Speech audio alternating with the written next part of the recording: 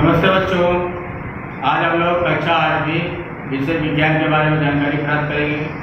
विज्ञान में इसके पहले वीडियो में हम लोगों ने देखा था बल तथा दाब, और उसी को जो है कि हम लोग इस वीडियो में देखेंगे। लेकिन इसके पहले हम लोग जो है कि जड़त्व और जड़त्व के प्रकार के बारे में जानकारी देते हैं कि जड़त्व क्या होता है और जड़त्व के कितने प्रकार। इसमें हम लोग जो देखे थे कि विरामावस्था का जड़त्व, गति का जड़त्व और दिशा का जड़त्व, कुल मिला के 3 प्रकार हम लोगों ने जड़त्व का देखा था। अब उसके बाद हम लोग जो है कि दाब के बारे में जानकारी प्राप्त कर रहे हैं कि दाब क्या होता है। मैंने आपको पिछले वीडियो में भी बताया था और इस वीडियो में आपको जो कि रिपीट कर दे रहा हूँ कि जो दाब होता है किसी पिंड द्वारा इकाई क्षेत्रफल पर जो प्रयुक्त होने वाला जो बल होता है उसी को दाब कहते हैं। अभी आपको मालूम होगा मेरे हाथ में एक पुस्तक है, ये पुस्तक है। इस पुस्तक के ऊपर मैं अभी जो कि उंगली द्वारा देखिए यहाँ पे दाब प्रयुक्त कर रहा हूँ। अब ये जो दाब है केवल जहाँ पे मैं मालूम है उंगली रखता हूँ उतने ही भाग पर यह दाब लगेगा। क्यों लगेगा? क्योंकि उतना ही भाग जो है इसके द्वारा जो है कि ढका हुआ है। यह क्या है? इसका क्षेत्रफल।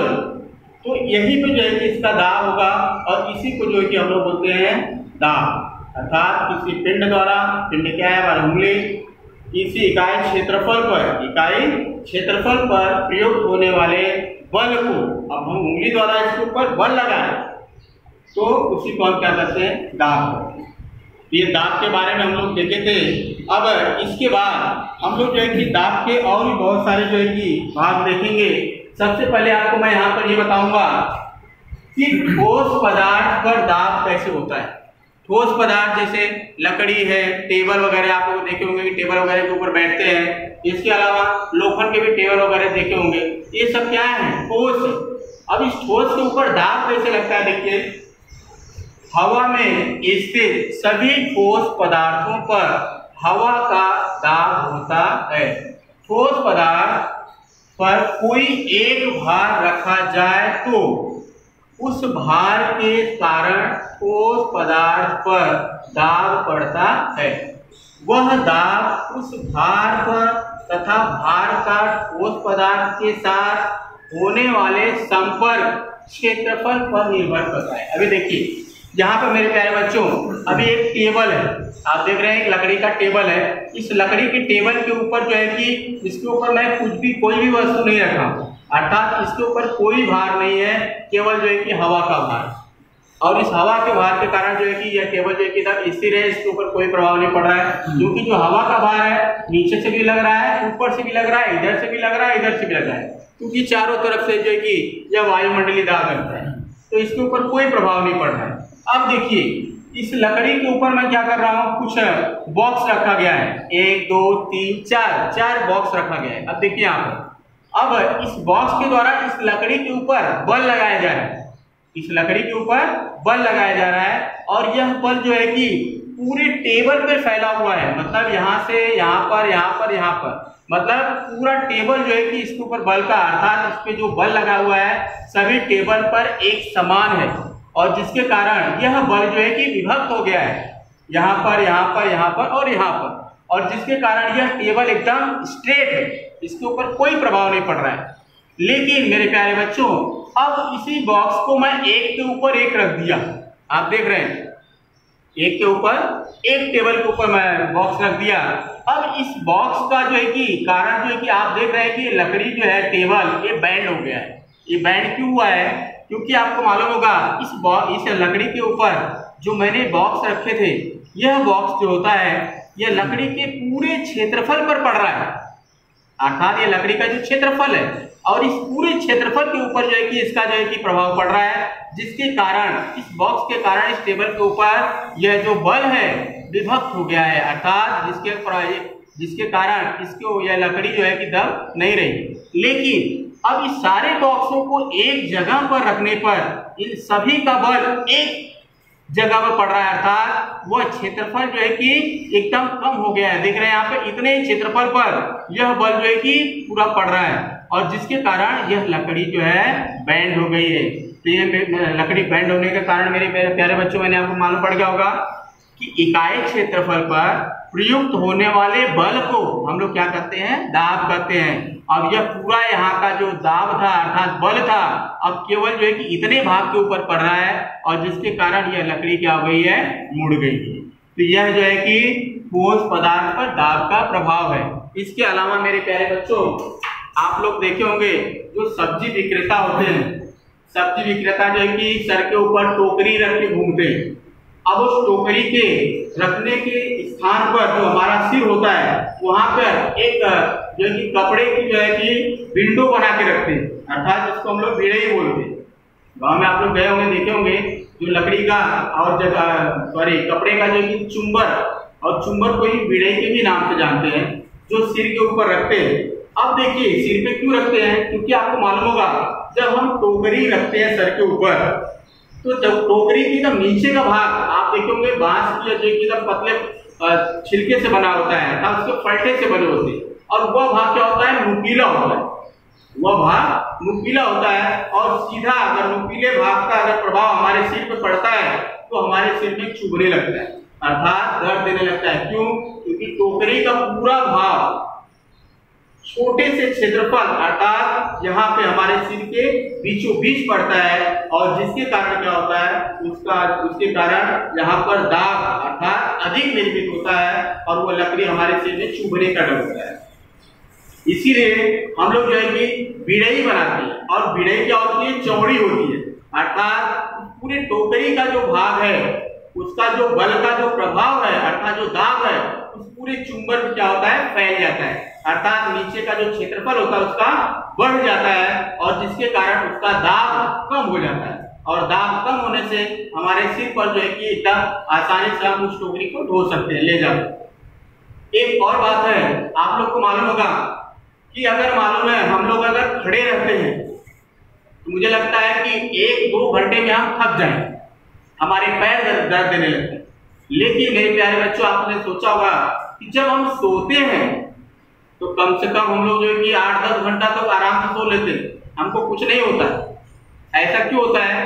क्योंकि आपको मालूम होगा कि वैसे ही टोकरी का जो प्रभाव है, जैसे आपको मालूम होगा हमारे पूरे शरीर का जो भार है वह जो है कि कम क्षेत्रफल के ऊपर पड़ता है, अर्थात हमारे पैरों के ऊपर। आप सोचिए हमारे पैर का भाग केवल इतना ही है, वहीं पे पूरा 50 किलो, 60 किलो, 70 किलो का वजन कम क्षेत्रफल पे पड़ रहा है, और पूरा का पूरा जो भार है वह जो है कि कम जगह पे होने के कारण जो होता है वो हमारे पैर क्या होते हैं, दर्द देने लगते हैं।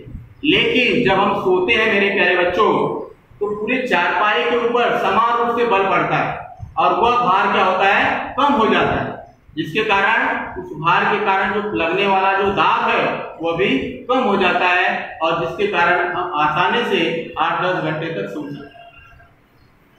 इसके अलावा आप लोगों ने अनुभव किया होगा कि जब हम लोग बर्फीले क्षेत्र में जाते हैं तो बर्फीले क्षेत्र में हम लोग लकड़ी की एक पटरी के ऊपर फिसलते हैं, लेकिन अगर पैर से अगर हम लोग फिसलना चाहे तो नहीं फिसल सकते। क्यों? क्योंकि आपको मालूम होगा कि उस लकड़ी के कारण उसके ऊपर जो हमारा बल होता है, हमारा जो भार होता है, पूरे लकड़ी के ऊपर जो कि फैल जाता है, अर्थात वह क्षेत्रफल बड़ा हो जाता है। लेकिन अगर केवल हम लोग पैर रखते हैं अगर फिसले तो हम नहीं फिसलते, क्योंकि वहां पे जो है कि हमारा क्षेत्रफल कम होता है, और जिसके कारण हमारे द्वारा हमारे शरीर के द्वारा जो लगने वाला भार है वह कम क्षेत्रफल पे पड़ता है, जिसके कारण वहां पे दाब अधिक निर्मित होता है, और इसीलिए हमको आसानी से फिसल नहीं सकते। लेकिन लकड़ी रखते हैं तो पूरे लकड़ी के ऊपर हमारा जो है कि संपूर्ण क्षेत्रफल फैल जाता है, और हमारे शरीर के द्वारा लगने वाला जो बल है वो कम हो जाता है, जिसके कारण हम आसानी से फिसल सकते हैं। तो ये सारी चीजें मैंने आपको बताया कि ठोस पदार्थ में लगने वाला जो बल, इन सारी चीजों का जो उदाहरण मैंने आपको बताया ये ठोस पदार्थ है, और जिसके ऊपर बल का प्रभाव हम लोगों ने देखा। मेरे प्यारे बच्चों, अब इसी के साथ साथ हम लोग द्रव पदार्थ का दाब देखें कि द्रव पदार्थ का दाब किस प्रकार होता है। तो आप देखिए यहाँ पर मैंने आपको एक बाटल बनाया है, यह आपको देखिए एक बाटल, इस बाटल के यहाँ पर आप लोग देखिए यहाँ पे मैं एक बारीक छिद्र करके इस पे गुब्बारा लगा दिया, और इस गुब्बारे को यहाँ पर जो कि आप देखिए यहाँ पर जैसे मालूम है इसके अंदर गुब्बारा फिट करता हूँ और इसके अंदर मैं पानी भरता हूँ, जब पानी का प्रभाव, यहाँ पर देखिए पानी का प्रभाव अर्थात पानी के द्वारा जब बल इसके ऊपर लगता है ये गुब्बारा धीरे धीरे फूलने लगता है। जितना ज्यादा मैं पानी इसके अंदर भरता हूँ इस बॉटल में उतना अधिक गुब्बारा फूलता है। ऐसा क्यों हो रहा है?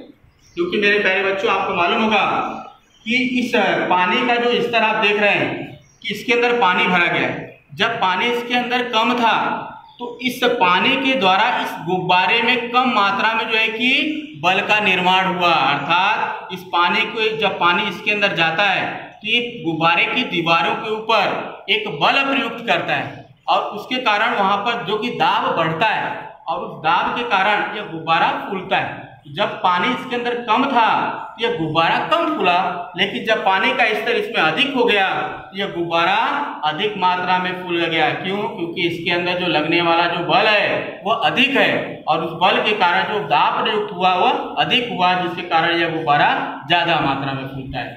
तो यह जो है कि आप लोग इसका एक उदाहरण और भी देख लीजिए, बाजू में आपको दिया है, आप देख सकते हैं कि एक बाटल ले लीजिए। इस बाटल के अंदर आप जो है कि कम ऊंचाई पर, मध्यम और अधिक ऊंचाई पर जो है कि उसमें छिद्र कर दी।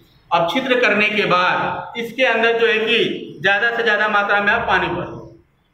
अब पानी भरने के बाद आप देखिए मेरे प्यारे बच्चों, जो छिद्र एकदम ऊंचाई पे है उसके जो द्वारा जो पानी का जो है कि जो छिद्र में से जो पानी निकल रहा है वह बाटल के एकदम करीब में है, वह बाटल के एकदम करीब में है। लेकिन जो एकदम बीचों बीच बाटल के बीचों बीच में अर्थात पानी की गर्त में जो किया गया छिद्र है वहां पर देख रहे हैं कि जो छिद्र बना है उसके द्वारा पानी का फव्वारा काफी दूर दिखाई दे रहा है। वो क्यों दिखाई दे रहा है? क्योंकि आपको मालूम पड़ा कि यहाँ पर जो है कि देखिए यहाँ पे जो छिद्र बना है इसके ऊपर का जो पानी का जो बल है अर्थात उसका जो प्रभाव है यहाँ पे कम मात्रा में दाब निर्मित करता है और जिसके कारण कम दाब निर्मित करता है इसलिए कम मात्रा में पानी निकलता है, इसीलिए बाटल के करीब में होता है। लेकिन यहाँ पर जो छिद्र है आप देख रहे हैं यह जो है कि एकदम बीचों बीच में है, अर्थात पानी का ज्यादा से ज्यादा यहाँ पर बल निर्मित हो रहा है और उस बल के कारण यहाँ पर जो दाब प्रयुक्त हो रहा है वह अधिक है और इसीलिए वह छिद्र में से जो है कि पानी अधिक दूरी पर जाके गिर रहा है।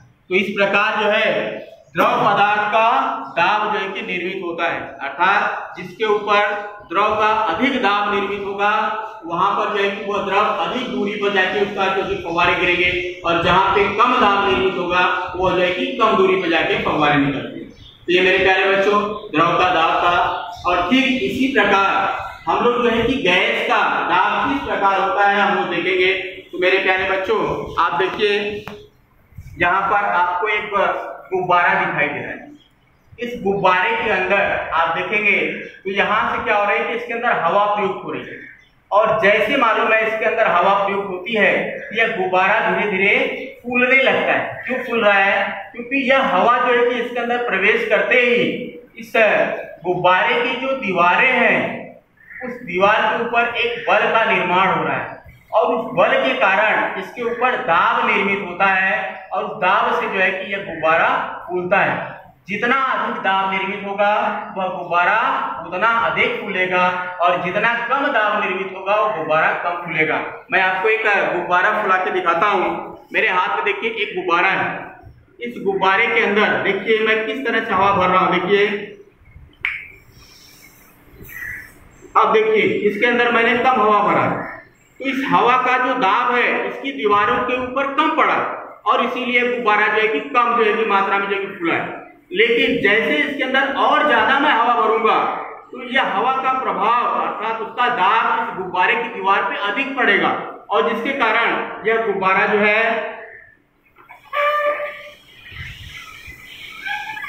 अधिक मात्रा में फूलेगा। मतलब जितना ज्यादा आप दाब इसके ऊपर निर्मित करेंगे उतना अधिक उतना बड़ा गुब्बारा फूलेगा और जितना कम दाब निर्मित करेंगे उतना ही गुब्बारा कम फूलेगा। तो यह जो है कि गैस के दाब का प्रभाव था। तो इस प्रकार मेरे प्यारे बच्चों ठोस में, द्रव में और गैस में इन तीनों वस्तुओं में जो है कि दाब का प्रभाव हमको दिखाई पड़ता है। कुल मिलाकर जितना अधिक आप उसके ऊपर दाब लगाएंगे उतना अधिक मात्रा में उस पर प्रभाव दिखाई देगा, जितना कम दाब लगाएंगे उतना कम मात्रा में प्रभाव दिखाई देगा। अब इसके बाद हम लोग देखेंगे कि वायुमंडलीय दाब क्या होता है। वायुमंडलीय दाब यहाँ पर आपको देखिए कुछ आपको बताया गया है कि वायुमंडलीय दाब कि पृथ्वी के पृष्ठभाग पर सभी ओर हवा का आवरण है। इस हवा के आवरण को ही वायुमंडल कहते हैं। मेरे प्यारे बच्चों, आपको मालूम होगा पृथ्वी पर सभी जगहों पर हवा पाई जाती है।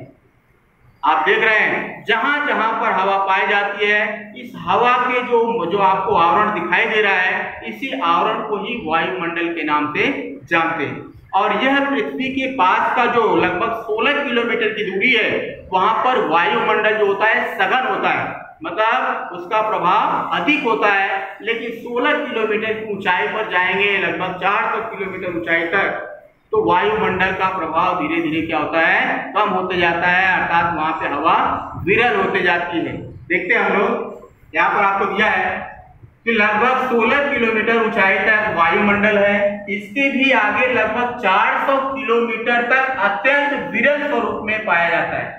हवा के कारण निर्माण होने वाले दाब को वायुमंडलीय दाब कहते हैं। ध्यान दो, हवा के कारण निर्माण होने वाले दाब को वायुमंडलीय दाब कहते हैं। समुद्र की सतह पर पाए जाने वाले हवा के दाब को वे वायुमंडलीय दाब कहते हैं। मेरे प्यारे बच्चों, अभी देखिए, जो हवा के कारण जो दाब निर्मित होता है, उसी को हम लोग जो है कि वायुमंडलीय दाब के नाम से जानते हैं।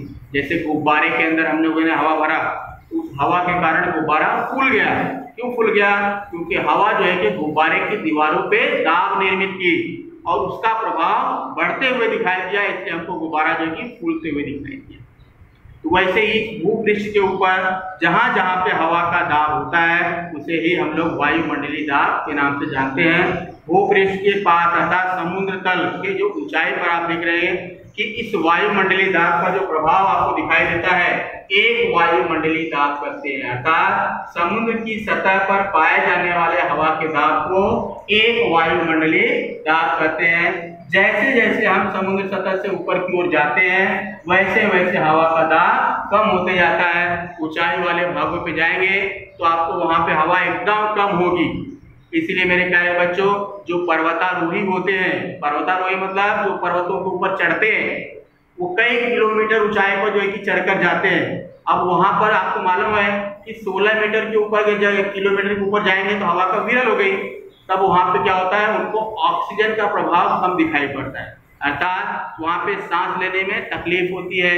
इसीलिए वह अपनी पीठ पर जो है कि ऑक्सीजन के भरे हुए सिलेंडर लेके जाती है।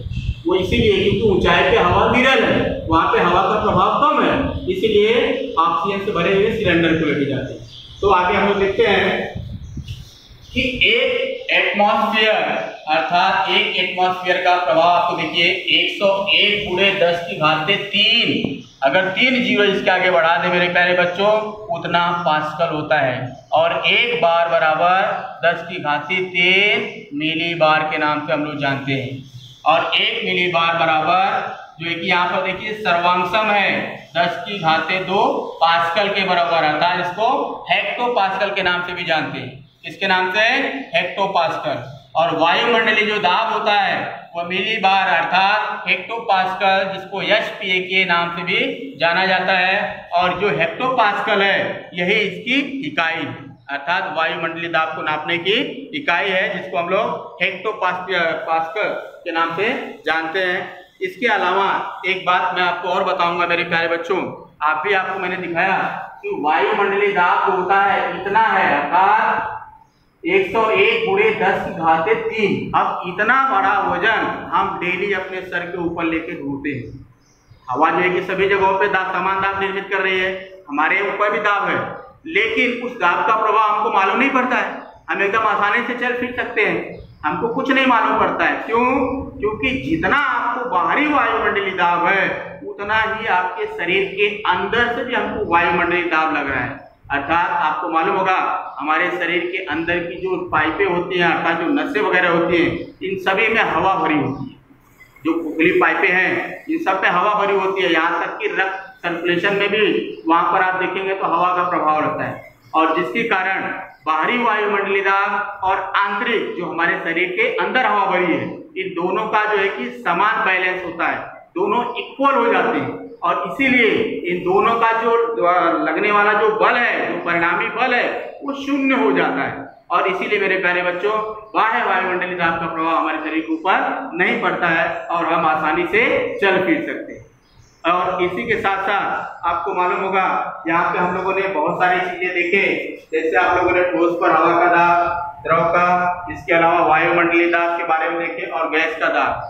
तो मेरे प्यारे बच्चों, इसको अच्छी तरह से देखिए और साथ ही इसके द्वारा आपको बहुत सारे प्रश्न दिए गए हैं, उन प्रश्नों को अच्छी तरह से पढ़िए और उसका जो उत्तर है आपको लिखना है। जैसे पहला आपको दिया है, वायुमंडलीय दाब किसे कहते हैं। मैंने आपको शुरू ही बता दिया, वायुमंडलीय दाब किसे कहते हैं। दूसरा है, ठोस पदार्थ पर दाब का प्रभाव कैसे होता है। जो ठोस पदार्थ हैं उसके ऊपर दाब का प्रभाव कैसे होता है। इन सब का जो है कि आपको उत्तर लिखकर शुक्रवार और शनिवार को आपके ग्रुप जो है उसमें आपको भेजना है। इसके बाद हम मिलेंगे अगले वीडियो में। इसी के साथ मैं अपनी वाणी को विराम देता हूँ। धन्यवाद।